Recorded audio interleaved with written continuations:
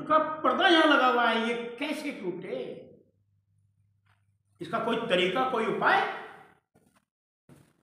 कहते एक ही उपाय है, एक ही उपाय है। गुरु साहिब भी कहते हैं, पलटू साहिब भी कहते हैं। पलटू साहिब क्या कह रहे हैं इस विषय में? सतगुरु मिला जो होए ताही की नजर में आवे। ये ऊपर का रास्ता जिसको सतगुरु मिला उसको मिलेगा, नहीं तो नहीं मिलेगा। हमने अपने अंतर में ये जो ज्योति मार्ग देखा है, ये निर्वर्ती मार्ग है और नीचे का प्रवृत्ति मार्ग है। हमने निर्वर्त होना है, हमने छुटकारा पाना है इस जंजाल से। हमने प्रवृत्त नहीं होना है, प्रवृत्ति मार्ग में नहीं जाना है। तो गुरु साहिब ने कहा है, हुक्म रजाई चाल नाल, नानक लिखिया नाल, तुम परमात्मा के हुक्म की रजा में रहो। जो तुम्हारे अंदर पहले से परमात्मा ने लिख के भेजा है। नानक लिखिया नाल, मनुष्य देह मिली तो ये उसका हुक्म हमें तभी मिल चुका था, लेकिन आज तक हमें उसके हुक्म का पता ही नहीं लगा। हमें नहीं पता लगा उसका हुक्म क्या है। उसके हुक्म को बताने के लिए, जताने के लिए, दिखाने के लिए हमें गाइड की जरूरत है, हमें मास्टर की जरूरत है, हमें गुरु की जरूरत है। और जब वो मिल जाएगा, जब उसका हुक्म हम पिछाड़ लेंगे, तो बताइए क्या दुनिया का कोई दुख हमें व्याप सकता है? नहीं व्याप सकता। क्यों? क्योंकि इस बात की गवाही गोस्वामी जी भी कह रहे हैं अपनी वाणी में। क्या कह रहे हैं? दैहिक, दैविक, भौतिक तापा, तीन तरह के ताप हैं, दैहिक, दैविक और भौतिक। राम राज्य काहू नहीं व्यापा।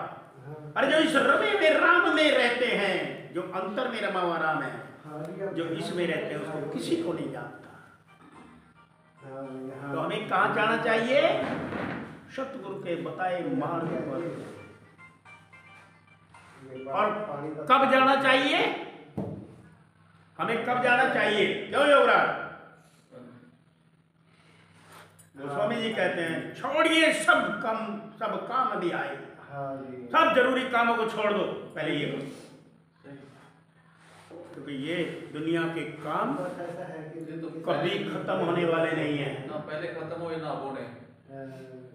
इसलिए जिनको जरूरत है पहले इन कामों को करिए, अपने ऊपर जाइए, फिर उसके बाद दुनिया का काम करिए।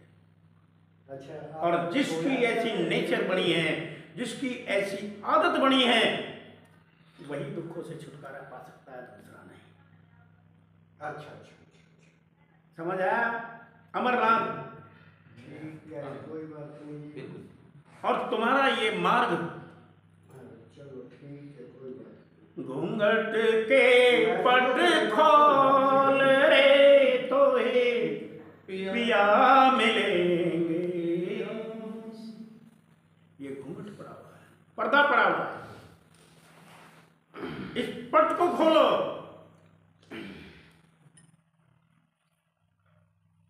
उसके नियम है, नियम बताए, कुछ ऐसे नियम धारण करो। कैसे? घट घट में वो साईं रमता, घट घट में वो साईं रमता, कटुक वचन मत बोल रे तोहे पिया मिलेंगे। सबसे बड़ा धर्म क्या है? अहिंसा परमो धर्म। इससे बड़ा कोई धर्म ही नहीं है। तुम किसी की हिंसा मत करो, किसी को दुख मत दो। हम कितने तरीके से दुख दे सकते हैं?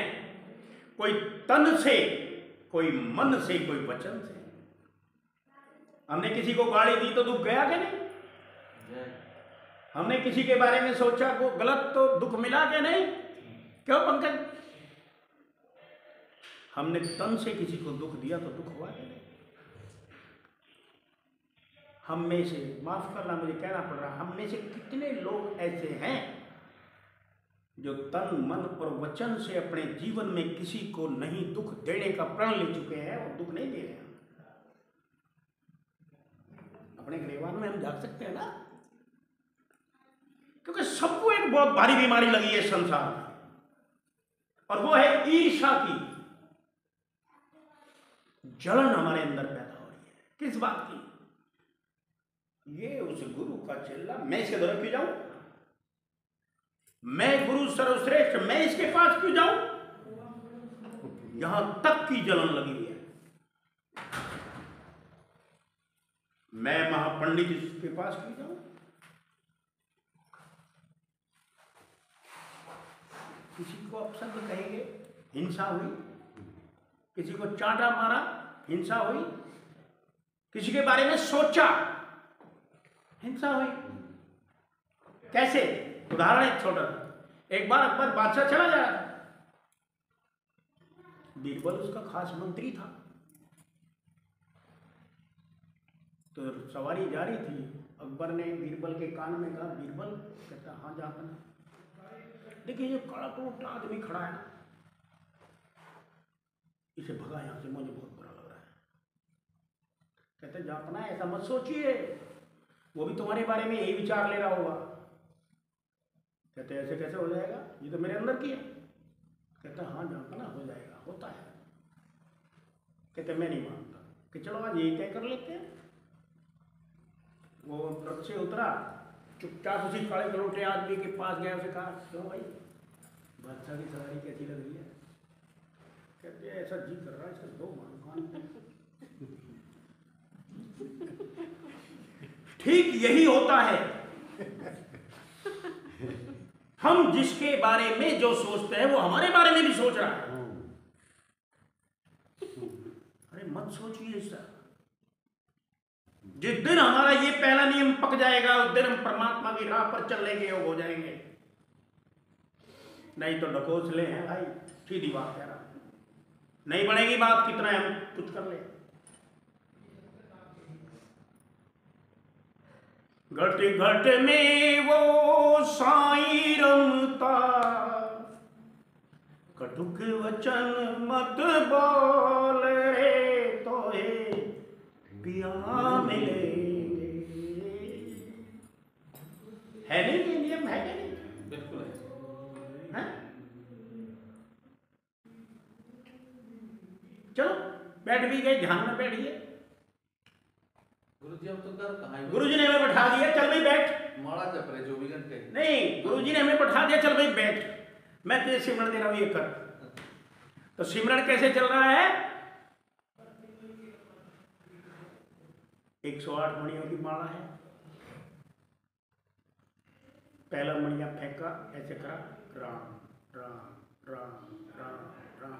इन्हें गिनना नहीं है भाई। इस माला में जब जहां गांठ आएगी उसे बोलते हैं सुमेर। समझ ले, तेरे 108 पूरे हो गए, बाकी मत गिनिए। और उसको लांगना भी नहीं है, माला को वापस फेर देना है। क्यों जी सर जी? यही है ना नियम, यही। उसको लांगते नहीं गांठ को, बल्कि माला को उल्टी कर देते हैं, क्योंकि उसको लांगना वर्जित है जी। परमात्मा कहाँ है? अंदर। सौदा कहाँ रखा है? अंदर। ध्यान कहाँ है? माला में। वस्तु कहीं ढूंढे, कहीं किस विधि आए हाथ। अरे वस्तु वहां रखी, ढूंढ वहां रहा, तो मिलेगी कभी नहीं। क्यों प्रमजीत जी, मिलेगी कभी नहीं मिलेगी। कहीं कबीर तब पाइए जब भेदी लीजिए साथ, और जब भेदी लिया साथ में, दीनी वस्तु लखाए, करोड़ों जन्म का जो रास्ता था वो पल में पहुंचा जाए, 1 सेकंड में मिलता है। ऋग्वेद के अंदर हंस मंत्र के 1 करोड़ जाप करने के बाद, ऋग्वेद में लिखा है, आप पढ़िए। हंस मंत्र के, हंस मंत्र क्या है? सोहम। सोहम शब्द हंस मंत्र है, ये भी मैं तुमको बता दूं। उसके 1 करोड़ जाप करने के बाद परमात्मा का रास्ता खुलता है, ये वेद कहता है। 1 करोड़ श्वास, 1 करोड़ मंत्र, 21,600 श्वास हम 24 घंटे में लेते हैं। 21,600 श्वास हमने 24 घंटे में लिए, तो 1 साल में कितने हुए भाई? कैलकुलेटर है आपके हाथ में, निकालो। ये मैथमेटिक्स है, बच्चों का खेल नहीं, भगाने का सौदा नहीं है। देखिए आप, मल्टीप्लाई 365 365 गुणा 365 वो 21,600 76,65,000 77 लाख आपने एक साल में दिया, सोहम का जाप करा। और उस कंडीशन में जब आप ना खाएंगे, ना पिएंगे, ना सोएंगे, ना लेटे जाएंगे। ये कंटिन्यूटी है, और it is not impossible, possible नहीं है ये। 462 दिनों में 1.5 साल आपको चाहिए कंटिन्यूटी में, बिना कुछ खाए पिए, लेटिन जाए, सोए बिना। और अगर आपने ये काम भी किया जो आप कर रहे हैं, अभी क्या कह रहे हैं गुरुजी? हाँ जी, कल को बच्चों का पेपर है। अरे भाई, फिर हमें जाना वहां जरूरी है। अरे तुम अपनी नहीं पढ़ी, बच्चों की पढ़ रही है। सबसे पहला सिद्धांत है अपनी आप निबेड़ चलो, दुनिया बिगड़े से क्या मतलब। अपनी आप निबेड़ चलो, दुनिया बिगड़े से क्या मतलब। हिंदू मुसलमान ईसाई इनके झगड़े से क्या मतलब है? संत असलियत समझाते हैं, हमें बुरी लगती है। वो कहते हैं जिस ज्येष्ठ पुत्र के लिए तुम मरता है ना, पता क्या हाल करेगा वो? वही आग लगाएगा। तुझे तो घर से जंगल में तेरा ही खुद पे खुद बेटा, सुला के लकड़ियों के ढेर पे तुझको जलाएगा। ये है बने जो कुछ भजन कर ले, यही एक साथ जाएगा। ये तो घर उजाड़ने वाली बात कर रहे हैं गुरु जी भाई। क्यों होगा इनके घर में कोई? क्योंकि ये तो असलियत खोल रहे। क्या कहा? और महापुरुषों ने क्या कहा?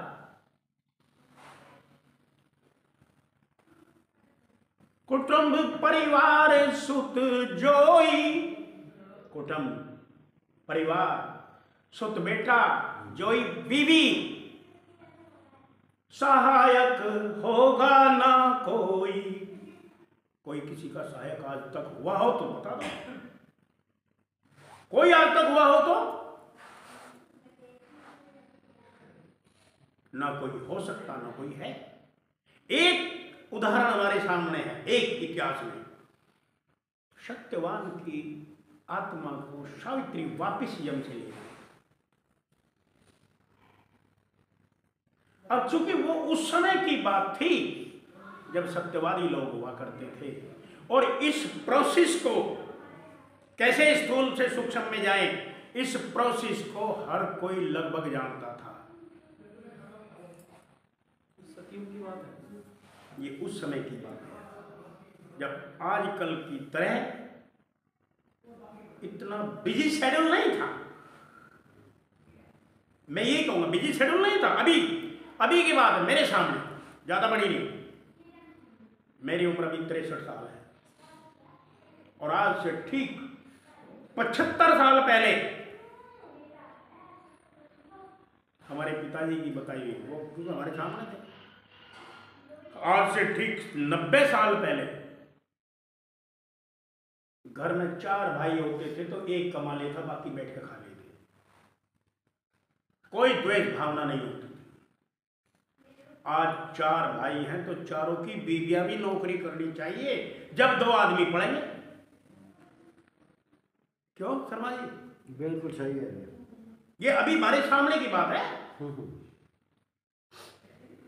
सारी युक्तियां, सारी श्लोक हमारे बदलते हैं। पहले क्या कहते थे?